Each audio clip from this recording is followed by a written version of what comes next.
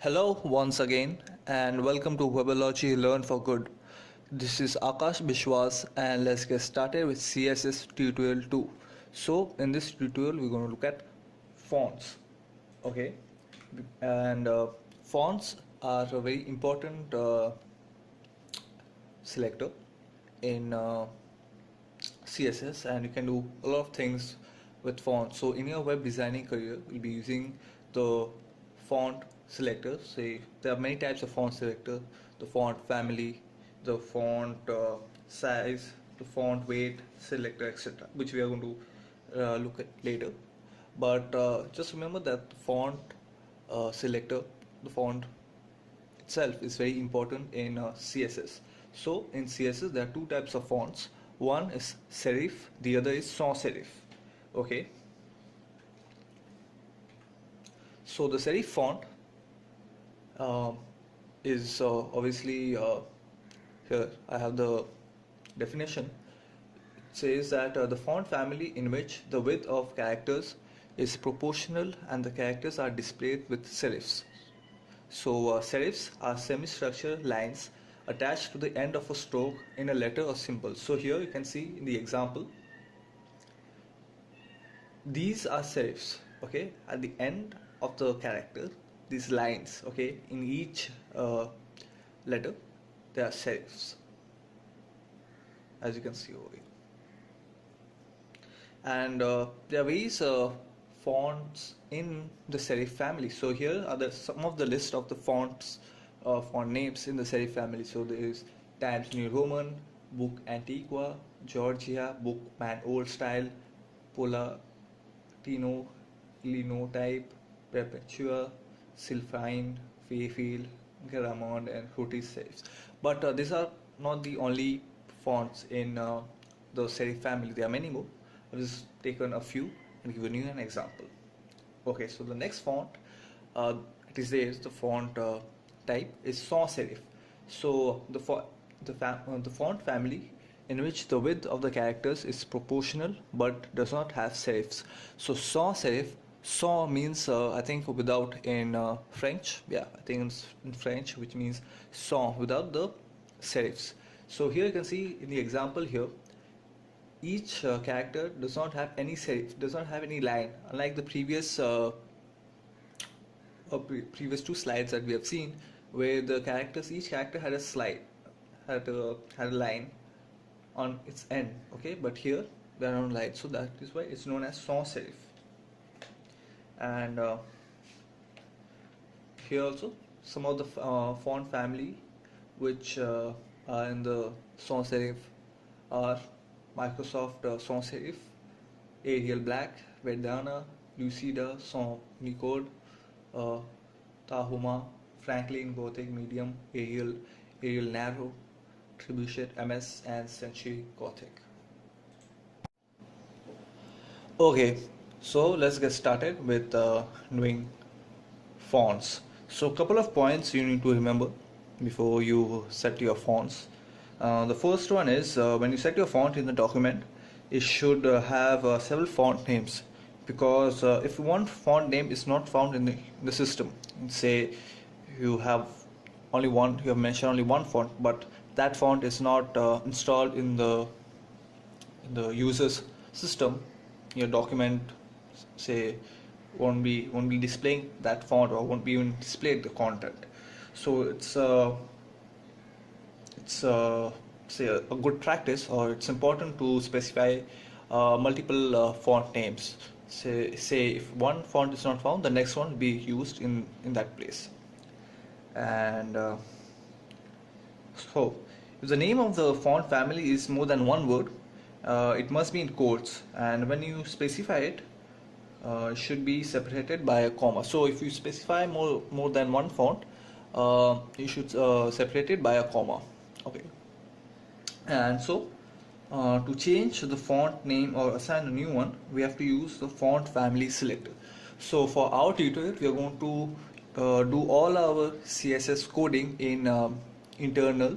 We are going to place all our CSS code inside the head element, because this is just a one page website or web page, and it's fairly simple, easier to place it in the head section, in the internal section, rather than make it an external file or even inline. But we are going to might be using it in inline, where we just need to change, say, one word. We can do that. So let's change, or let's see our first selector in the font family. So as I told you, to change the name or assign a new font, you have to use a font family selector. So here I have two elements, one is H1 and the other is P. Okay, and we are going to take the example of P, and we are going to change the font family of the paragraph element. So select the font family or the P element as a selector and the font family as a property.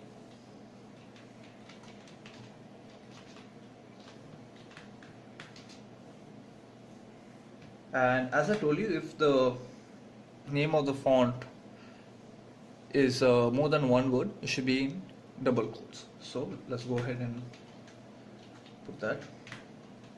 So I'll just use New Times Roman, which is a very common font name.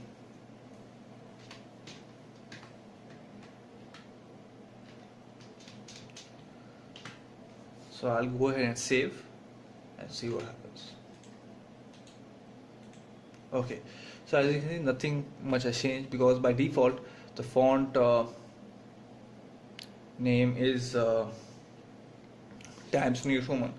But now I can also change to say something else, maybe Times.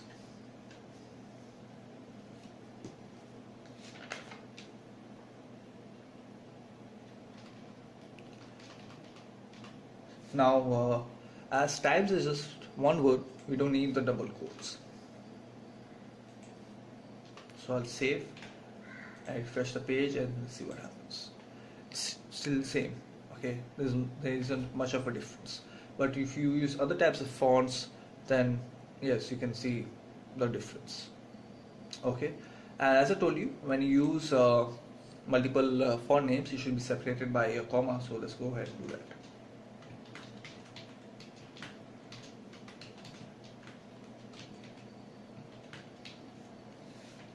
And also here you won't see much of a difference, but yeah, I can save and show you that by default I think it is Times New Roman. And also depends on the browser type, where the user also can set the default font names that they want.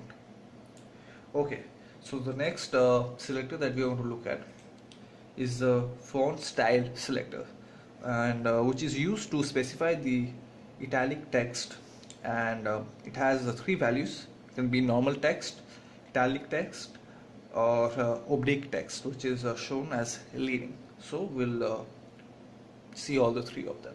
Okay.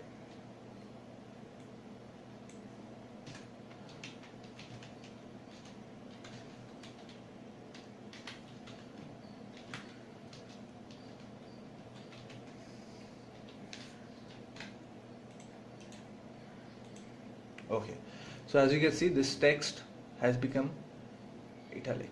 Now if I want, I can even zoom in and show you more clearly, and it's a very simple function in Firefox or Opera or any browser. You can zoom in and zoom out. Just press the control key and roll your mouse, scroll your mouse, the scroll button up or down. Okay, so this way you can zoom in and zoom out. Okay, so next property you can have, a value you can have, sorry, is normal text. So we'll go back to normal text. Okay, so as you can see, it has become normal text over here, and now we can change it to oblique.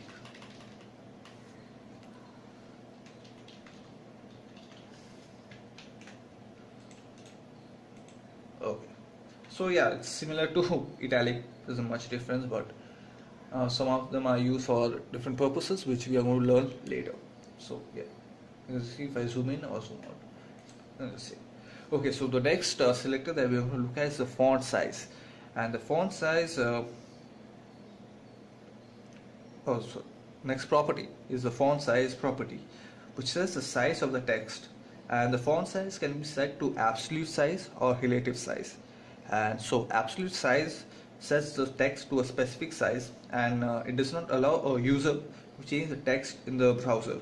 So all the browsers, as I told you can set the font, the size of the text, the color of the text, because there's an inbuilt CSS editor, text editor in this thing in all the browsers. So I think in Firefox it'll be F12 or something. Yes. So here you can see inspector, which element so it actually shows you the code. Okay, so here I can inspect what types of elements. So here will show you this is the code. Okay, and here I have the CSS code. Okay, fonts. Okay, so see you can specify that is normal, italic, etc. So this is a very important tool to use when you are debugging your websites or web pages. You should be knowing this. Okay, so let's just keep this aside and change the font size.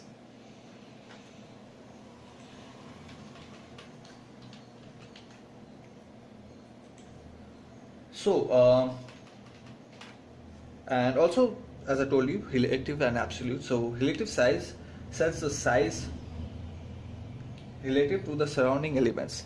It allows users to change the text size in the browser, and we can set the size of the text in 3 units: in pixels, in emphasis, and in percentage. And we will look at each of them separately. And you should know this: by default, text size for normal text like a paragraph is 16 pixels, and one emphasize what EM equals to 16 pixels, and W3C, the World Wide Web Consortium, actually recommends using EM in place of say pixel or percentage. But you as a web designer, it's you which have to make choice on what you want to use depending on the content and the creation, and for the particular audience you have to use a particular unit. Okay, so we're going to change the font of the paragraph element, and say I put 10 pixels. Okay, save this. Okay, so you see it's quite small. Okay, now I can also change it to 20. Okay, makes it really big. Okay, now in place of pixels, if I put EM, okay, and I change the value say to 5, let's see what happens.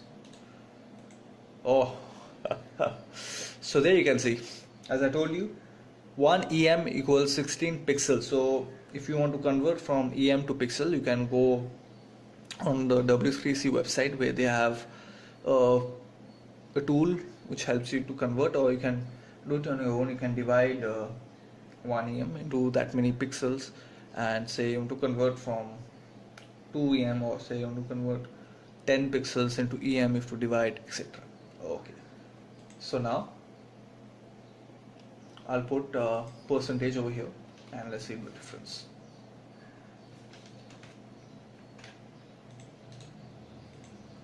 Okay, you can hardly see because it's really small. Okay, now if I change it to say like 100, and see what happens. Okay, so you can see, so you can really play around. I think for me personally, I use pixel more because it's easier. EM, as I said, is standardized. You can also use that. I also use it at times, but not always. So okay, let's move on to the next property in font style.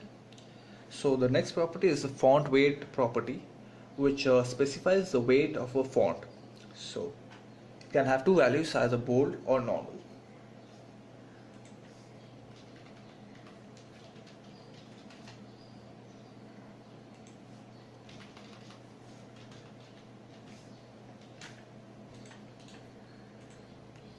So there you can see it actually makes the font bold.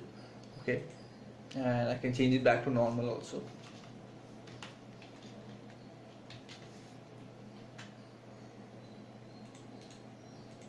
See, there you go. And the last property in the font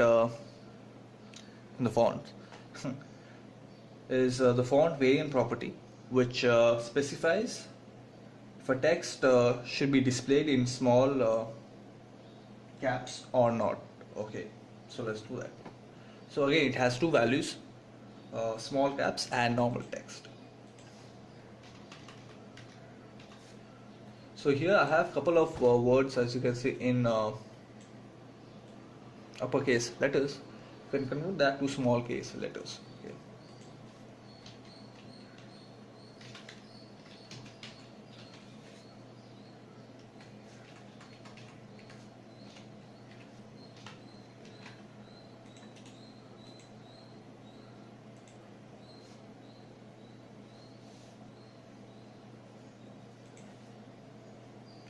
Or we can also keep it normal, it'll remain as a normal text.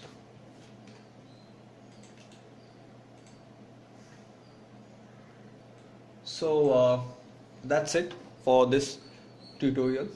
Make sure to like, comment, share and subscribe, and thanks for watching.